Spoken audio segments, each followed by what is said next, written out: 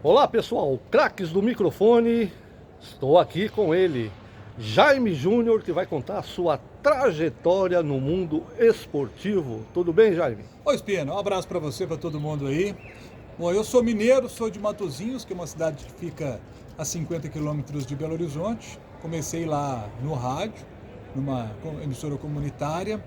Depois vim aqui para Belo Horizonte para poder estudar rádio numa escola já extinta, chamada ESPRA, uma escola profissionalizante em radialismo. Ali, o professor da escola, que era o Wagner Donas, me apresentou para o senhor Eurico Gatti, que era o dono da Rádio Caratinga, e aí começou minha trajetória em rádio profissional, transmitindo os jogos de Atlético, Cruzeiro e América para o interior de Minas, para a região de Caratinga. Depois eu morei lá em Caratinga, fiz faculdade lá, de lá fui para a Rádio Globo, de Governador Valadares, de lá aí começa a minha trajetória em televisão, onde eu fui trabalhar na Inter TV, que é afiliada da Globo em Montes Claros, 2 anos lá, depois 3 anos e meio na Inter TV do Vale do Aço, do Vale do Rio Doce. Ali eu começo a transmitir os jogos para o Premier, e estando numa afiliada da Globo, eu começo a trabalhar como freela para o Premier, e a partir de 2011, aí eu venho para a TV Globo, né? Vocês já perceberam que nós estamos aqui na Arena MRV, onde hoje eu estou, né? Tem alguém falando nos microfones, porque eu estou falando aqui com você. Hoje eu sou a voz da Arena MRV, com muito orgulho. E nesse período aí de 11 anos na Globo, né, pude fazer de tudo, sempre, né, desde o primeiro dia até o último, como narrador, que era a minha função principal. Né?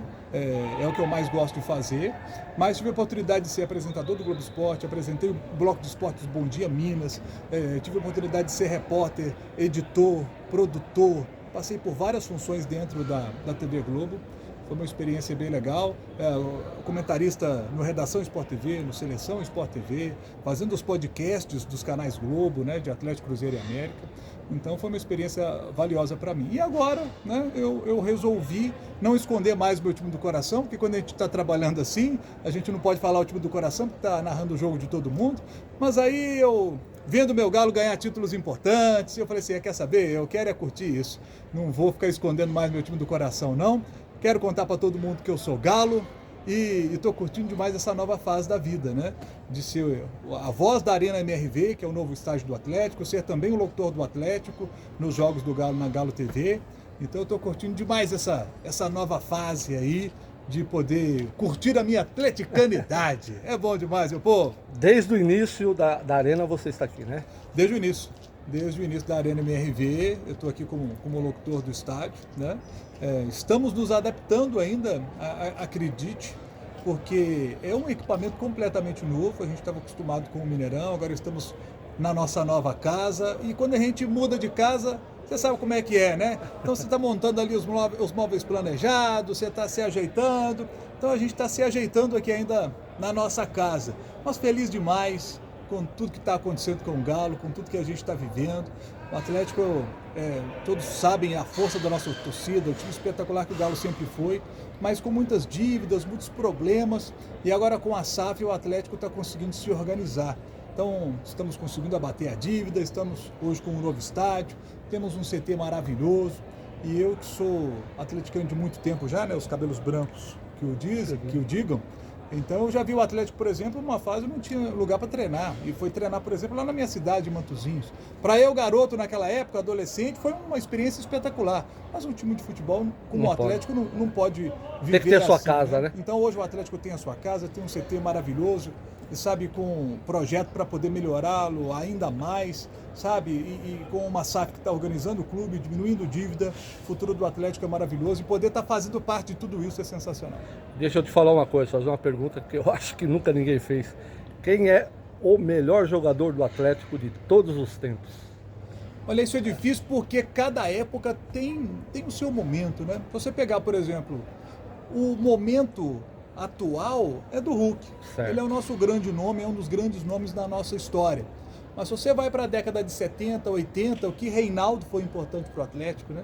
Reinaldo foi fundamental para poder criar novos e novos atleticanos, como o Ronaldinho Gaúcho foi importante, como o Vitor, o Atlético era um time azarado, a gente fazia boas campanhas, mas não conquistava os títulos, né? A gente tinha o brasileiro de 71, agora tivemos o reconhecimento do brasileiro de 37, e aí se a gente fala do brasileiro eu estou falando disso, gente, porque o Vitor pega aquela bola, contra o Tijuana, na Libertadores de 2013, aí pega pênalti na semifinal, na final. Então, assim, o Vitor é um dos grandes ídolos da nossa história, ele é fundamental para a nossa história. A virada de chave em relação a títulos começa com o Vitor, né? E depois tem sequência, a Copa do Brasil no ano seguinte, depois aquele 21 maravilhoso, campeão brasileiro e Copa do Brasil. Então, assim, mas a gente não pode se esquecer, quando eu falei que tivemos o reconhecimento do título brasileiro de 1937, recentemente, ali a gente vai pegar jogadores tão importantes que passaram por aquela equipe, como Guará, era um grande nome da época, Cafunga, sabe? São grandes nomes que lá atrás foram fundamentais para o Atlético ser grande como é. Ter a torcida do tamanho que tem. Eram esses jogadores que arrastavam multidões, né?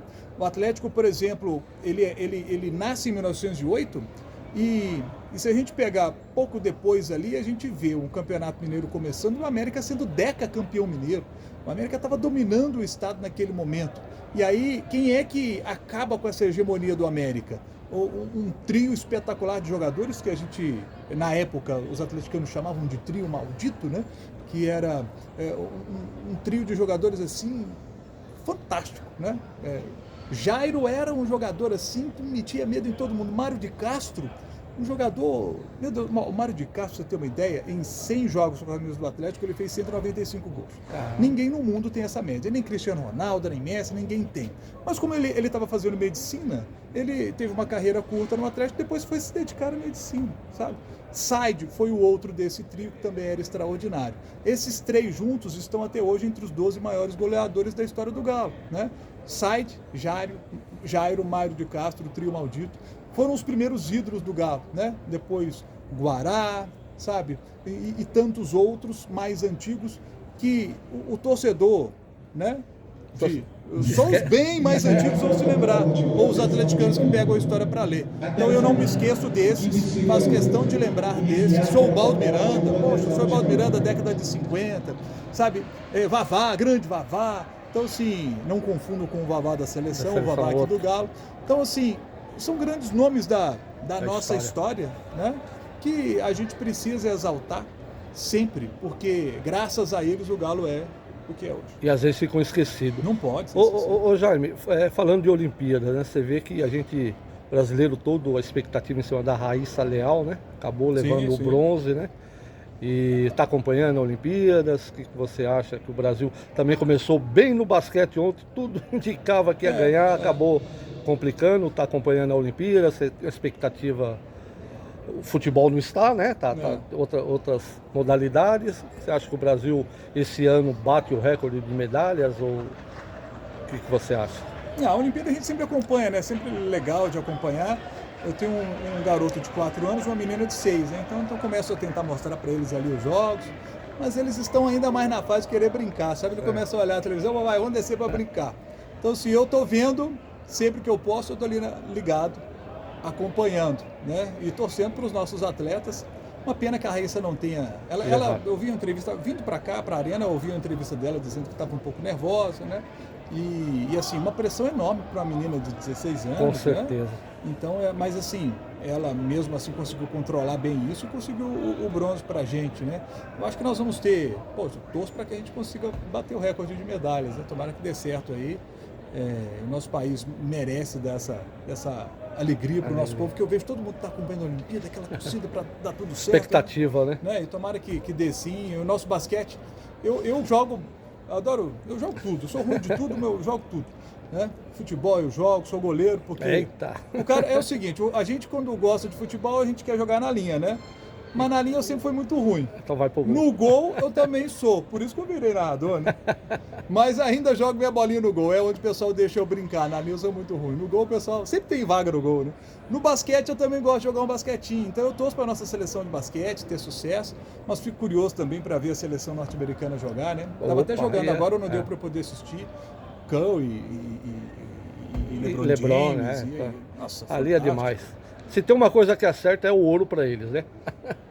Eles devem ficar com ouro. E a nossa seleção de basquete, assim, só de ter chegado na Olimpíada, eu acho que já foi uma grande vitória. E pegou os donos da casa, a França, Sim. que é uma baita equipe, agora vai pegar a campeã mundial, a Alemanha, então quer dizer, a parada não é fácil. Não, mas já foi legal termos chegado Só à de ter Olimpíada, chegado, né? Já né? tinha, as duas últimas a gente não tinha ido, né? Tá bom, tá legal. Tá certo, Jaime. Queria te agradecer aí por esse, né, espaço aqui com a gente. Manda um abraço aí pro craques do microfone. Alô, craques do microfone, grande abraço para vocês, tá? Tudo de bom e que a gente siga com vocês contando histórias dos nossos grandes locutores, né? E também dos menorzinhos como o Jaime Júnior. Obrigado. Valeu.